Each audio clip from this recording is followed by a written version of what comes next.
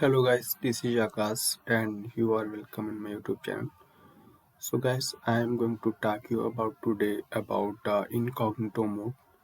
So first of all, I want to clear one thing to you that if you are using YouTube in laptop, so there is not incognito mode available as in mobile phone, but we can change something here in YouTube as incognito mode.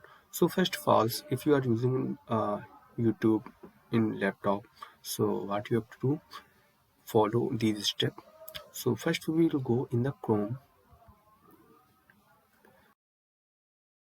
Now we will open here on the apps, then YouTube.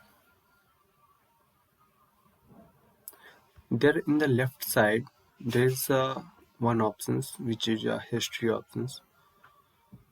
So as you can see here that there is an history options, so you will have to click here. After clicking here, you will see that there is two options. First one is clear all watch history and second is pause watch history. So if you want to all watch history clear, so you can clear from here, and if you want to whatever you have seen still till then till now, so you can from here pause also. So that was a simple trick.